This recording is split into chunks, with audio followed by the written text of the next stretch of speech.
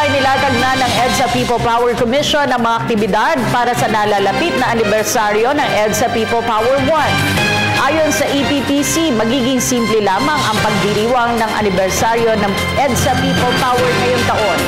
Si Elena Luna sa detalye. Magiging simple lamang ang pagdiriwang ng ika-29 na taon ng EDSA People Power Revolution. Kung noong isang taon ay sa Cebu ginanap ang anibersaryong pinangunahan ni Pangulong Aquino, sinabi ni Commissioner Emily Abrera na sa Maynila ito gagawin ng Pangulo ngayong taon. On February 25th itself, there's a very, very simple ceremony that is envisioned. It will begin with a wreath-laying ceremony at the People Power Monument in the morning of February 25, and then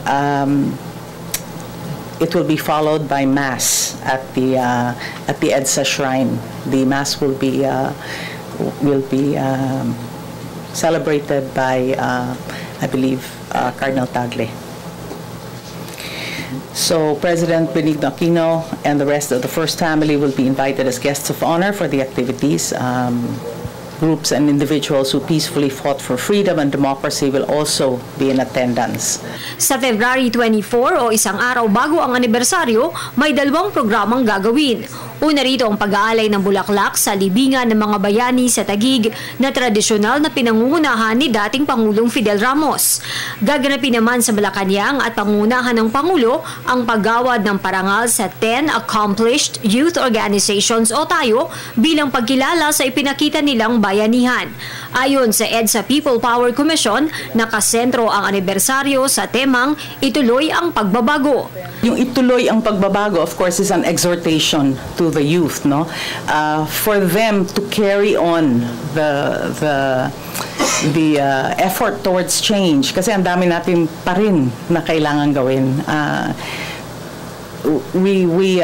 While we have made progress, no, towards reforms and so on, hindi habang meron siyempre pang taong nagugutom o hindi pa sila, they are not able to exercise fully their rights, we are also trying our best to move towards peace for everyone, that you know, a certain kind of peace that can be enjoyed by everyone. So medyo meron pa tayong, marami pa tayong maaaring gawin. And so this is a call to individuals, to young people, to themselves, try to create change wherever they are, ripples of change, and hopefully the effect altogether will be a transference of those champions, the heroes, to all of us can be heroes in our own small ways. Bahagi rin ng EDSA 29 ang pagtanghal ng Manhid, a Filipino superhero musical na 2 linggong mapapanood sa Cultural Center of the Philippines. Tungkol ito sa Pilipinas kung hindi nangyari ang People Power. Kabilang sa mga itatampok na musical compositions ay mula sa Eraserheads. Para sa Telebisyon ng Bayan, Elena Luna.